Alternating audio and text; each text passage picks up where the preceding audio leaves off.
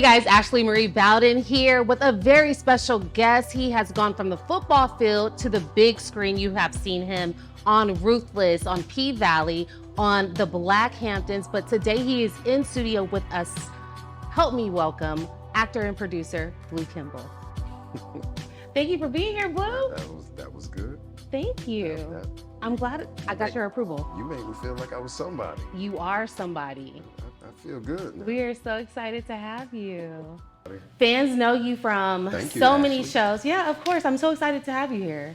And everyone knows you from Ruthless, from P-Valley, from the Black Hamptons. Oh my God. Yeah, your resume is lit. I try to work and I try to make the people proud. Proud, and they are. I think they are.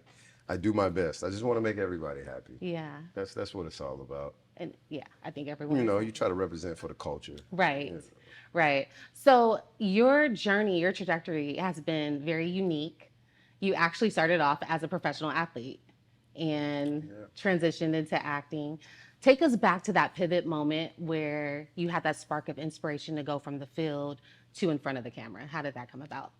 That was a long time ago. It was a long time ago? Now that we get into it, because Okay. we 25 going into 26, I've been doing this since like 2012. So Wow. yeah, it's I'm a veteran. Yes, you are. But I just feel like everything that I did within sports, within football, and it prepared me for this. It prepared me for the industry.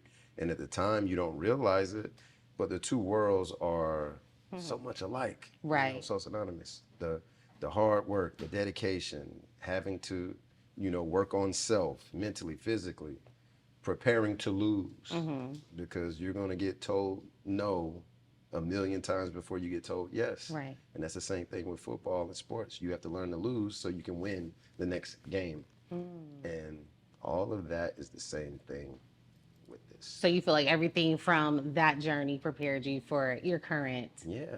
Like moments. at the time, I didn't realize it, of course. Now we can speak on it in hindsight. Hindsight is 2020. And it's like, wow, yeah, this, that.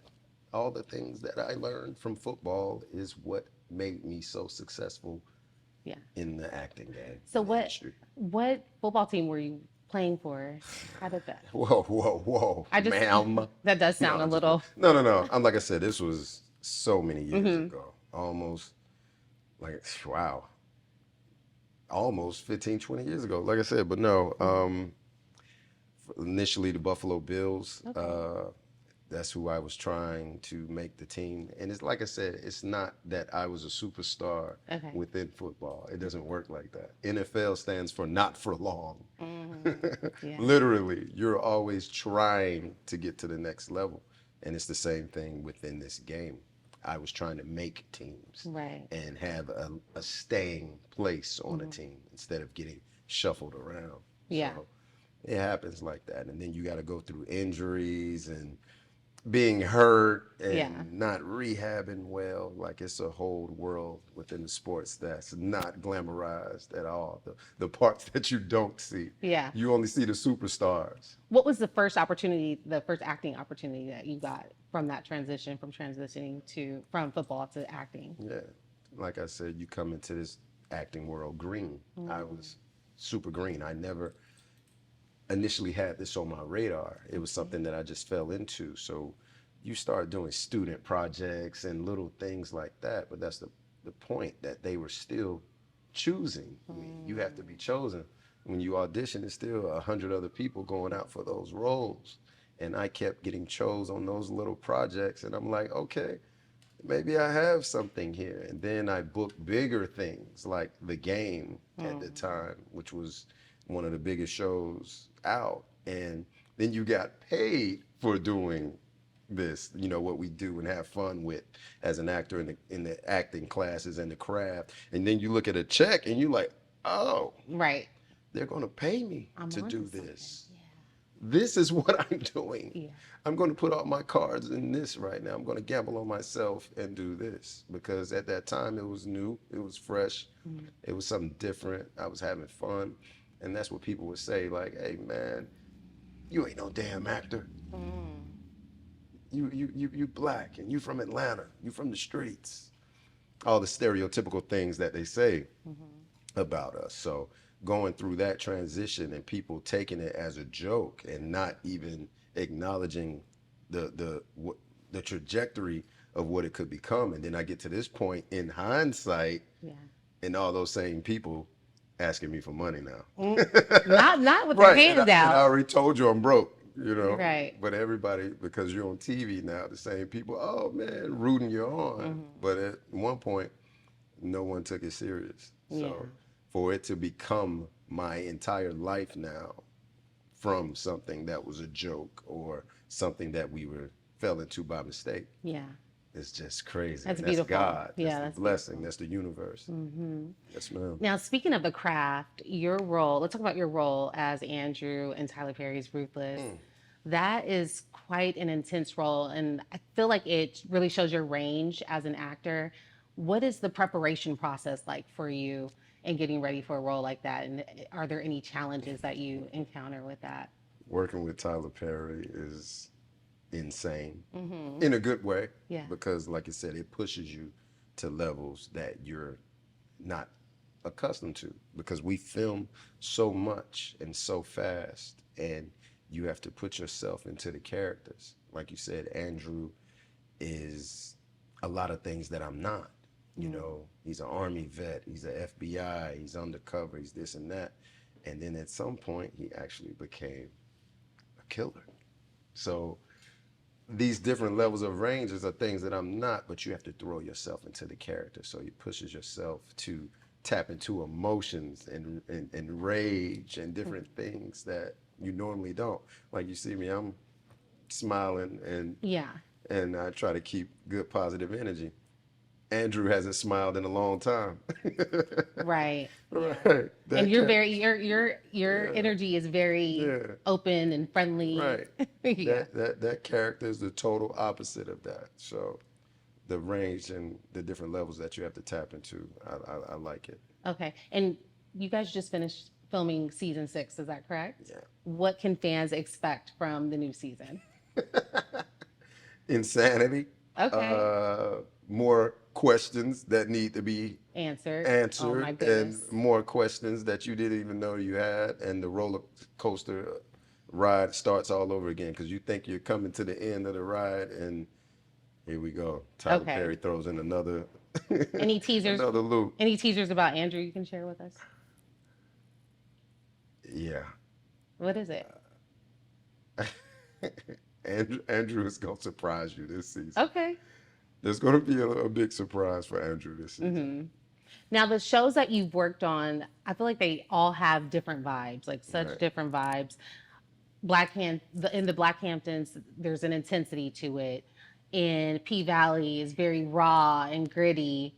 How do you navigate those so many different roles that you have to, switch gears for? That's what we say, the range. You have to be able to go up, down, evil, happy, sad, love, the different things you have to tap into. All of these characters are so different Yeah. and so not me, like you said. Same thing with the P Valley character. He was, a thug and this and that, a drug dealer. Then you go to the Blackhamptons, he's a professional Harvard graduate lawyer. So the two worlds are that different. Do you ever find yourself getting lost kind of losing yourself in the character, like when you're in the filming process? Like after you go home, you leave set for the day. Do you get home like, wait, who am I? Like, what am I doing? Those are the method actors that tap into method and can't come back to reality. Right. And it happens. It happens. And sadly, it happens. That's what happened to Heath Ledger when he did the Joker role. Right. He tapped in too much and he couldn't come back out of his darkness, his depression. But my reality is what's around me. We do it and we in it and and I'm cussing you out in the middle of the scene. But as soon as we call action, You're back to the smile you're comes, smiling. The smile comes right. You're happy blue. No, I can't get stuck into my characters. I got to come back to reality. Okay. Glad you do that. Right. No, you can get lost because there's a lot of emotions. It's like you're getting, imagine like alcohol, or you're taking shots. You're taking shots of sadness. You're taking shots of depression. You're taking, whatever. It can consume you, all those emotions on you.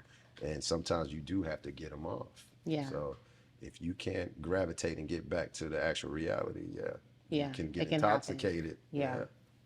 I could see that. All right, so you co-founded Viral Productions, and your first feature is 117 years of movie bullshit. Yes, ma'am. Now that's deep. That Yes, sounds ma'am. deep. Yes, ma'am. Sounds like it's already pushing boundaries. Yes, ma'am. What inspired the move into the producer chair? And then tell us about this project because it sounds Most so definitely. good. Like I said, my production company is called Viral Productions.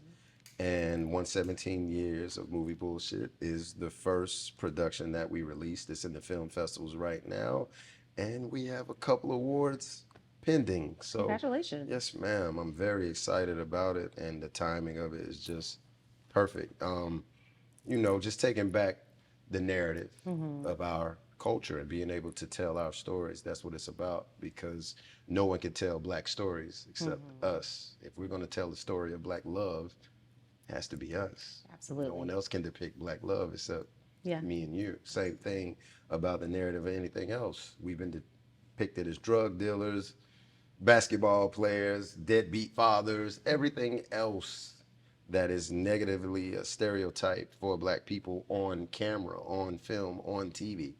We need better depiction of us. And that's what the mission statement of our production company is: taking back our stories and recontrol of the Black narrative. Yeah. Yeah. I feel like that shift is definitely needed in Yes, Hollywood. Yes. Just more diverse storytelling and authentic storytelling coming from us. So I love that you're And the doing 117 represents the 117 years, the movie represents, that's the years back of being freed from slavery, and then going back into all of the stereotypical movie roles that we've been in, like Gone with the Wind, all the way up. And, it's just a comedy satire about all the terrible movie roles that Black people get put in. Yeah, but highlighting and educating Yeah. So just on that. yeah, showing what we had to go through to get to this point of me sitting up here Right. now. Yeah. In present day, And working.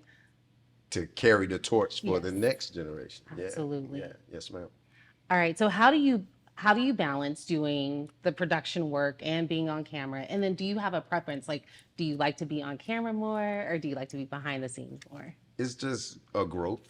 Okay. You know what I mean? You grow within it. When you come into the game, it's one way you learn one thing. Of course, it started with me being in the front of the camera and, acting, making the movies. But within that, you learn. I'm always learning. I'm a sponge. I'm always wanting to know, what are you doing? How you're part of the job. I want to learn his. What is he doing behind the job? Yeah. So I can grow within it. And that led to everything to saying, okay, we know enough now. Yeah. We can do our own thing. We can make our own projects. We can launch our own production company. And working with Tyler Perry and having his support, that's just the icing on the cake. And you know what I mean? Being with him, having 10 different production deals and having 10 shows and 10 movies all on at the same time. And him pouring into me and him being a mentor and a boss. Yeah. I have to take his tutelage and do the same thing. Yeah. That's So, amazing. Big shout out to Tyler Perry. Yeah. Now, you've mentioned wanting to reconnect with your athletic roots. Is that true? Always. Okay. What might that look like? Would that be something on screen, behind the scenes, or outside of entertainment? Definitely. Because like I said, that's something that I've done since I was a child. We do sports. That's just part of our culture. I was playing football and basketball since I was 5 years old. So when that ended, I had to find something to fill that void. Okay. And that was acting and yeah. the game and the industry.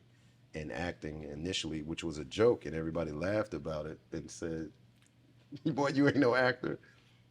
Now that has become my life. And now that I have this opportunity and these windows, now I can go back and do those things and connect the two worlds. You know what I mean?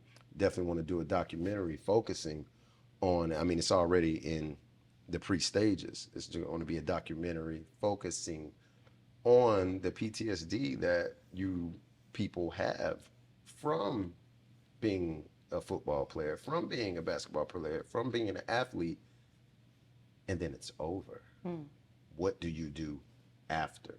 right. Or what do you do when you failed?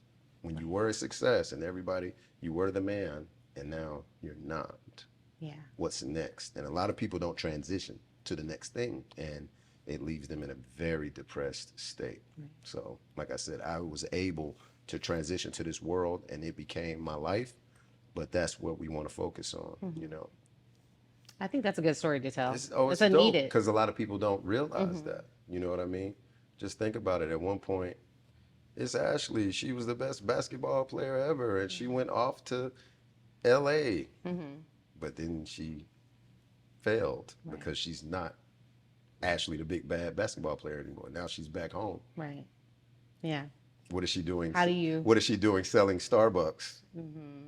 Oh, you work at Starbucks, Ashley? What are you doing here? I Right. thought you were a superstar.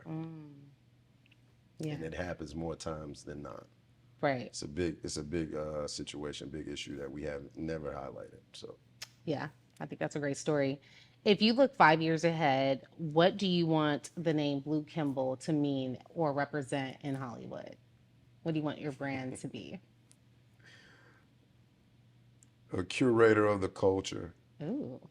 I want to be able to be a voice for us.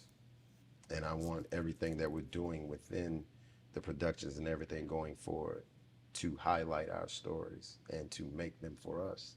Because when they, not just saying they, when Hollywood makes stories and put productions out, it's not like they do it with the thought of us in mind. When they made Titanic, I don't think there's a black person in Titanic at all. Do you understand what I'm saying? Yeah. That's one of a lot of people's favorite movies. You know, Titanic's great. I love it. Yeah. But do you think when they made that, they didn't care about the black perspective? At all. What are black people going to think about this? They did not care. I'm not saying that's a good thing or a bad thing. I'm just speaking the actual facts. So we should be able to make certain projects for us that shouldn't be determined based off how someone else thinks. We should be able to tell our stories that are actual and factual for us Yeah. from our perspective. Absolutely. Now, fans know you from your roles and your characters, but who is Blue off screen? What's the T? What's T? No, I'm just, look, I am just a blessed young man growing into a super blessed grown man and going into that next perspective of his life and being able, wanting to do more for others. You know what I mean? Through the craft, through the filming, through everything. You know what I mean? I want to be able to leave that lasting legacy and footprint Yeah. for all of us because we grew up with classics. Our classics have to stop in the 90s and 1995. Since 2020, what's the classic movie that you have seen? That's a good question. Our classics stop with Friday? Do our classics stop with Love Jones, you know, and Love and Basketball? What are the classics now, 2020 going forward? Right. What's it like? There's a lot of conversation around Tyler Perry right now, but I know you've had like such positive experiences working with him. Tell us, what is it like working on Tyler Perry's set at Tyler Perry Studios? Tell us about your experience. For one, it has to be acknowledged. Tyler, like I say, he's a genius. He is a genius because who else is doing what he's doing?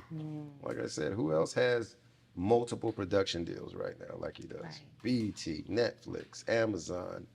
It's some more that I'm forgetting, you know what I mean? And has the amount of content that he is putting out, the amount of production. So you have to respect it. Even if you don't respect other things, you have to respect the business acumen and the fact that he's a black man and that was once homeless and had nothing and now is self-made and did all these things and now is a billionaire. If you don't respect anything, you have to respect that part of it. You know what I mean? So when that comes into play, and that's what the business side of things and just tapping into his brain and being in his presence, it's a special situation. And I don't take any of that for granted. And people, like you said, how is he and who is he? I've seen nothing but that side of him, so I can't speak on any other side. I'm not here to say that it's true or not. I don't think that it is, but he's done so much for people. And like he said, the amount of things that he's done that you hadn't heard about. Like in Atlanta, my mom was at the grocery store with my grandmother, you know, just buying her groceries. And they're checking out, and then they say, oh, Tyler Perry's bought the whole store for the day. Oh my goodness. You know, that type of thing. Your groceries are free. Tyler Perry paid for everybody's groceries. Like those type of things happen more times than not, and that's not going to make the news. Yeah. But these are the type of things that I have seen from him from my perspective. Yeah. So just being able to be in the presence of his knowledge and all the things that he's done within the game, it's a blessing. And I feel like it's giving me the extra fire and the gasoline to go towards what I'm doing in our movement, and to have his support. Big shout out to Tyler Perry. Yeah. Like, salute, boss. Right, The right. big boss. That's what I call him. The big boss. The big boss. The big boss. No, and that's why I wanted to ask you that, because I wanted to highlight all, you know, the good things Yeah. that he Yeah, does most that definitely. we may not hear about. Yeah, So, because that's so important. many of our pillars, our black leaders, are silently getting torn down. Absolutely. And we have to look to see if it's a different agenda about things that's going on. Like I said, we need all our leaders to be able to stand up and be tall right now. Now is the time for all of us Absolutely. to come together and stop with the, you know what I mean, the division. The division. Yeah, Absolutely. the sisters, the brothers, Yeah. the old and the young, we have to unite. Absolutely. All right. Well, this has been a fun conversation. Thank you for joining us. Anything else you want to share with fans? I think we said enough. No. It's always an honor, man. Always a pleasure to be able to speak on it. So Yeah. I thank you, Ashley. Well, thank you. The Blue. hostess with the mostest. Thank you. This is Blue Kimble checking in, and you have just been buzzed.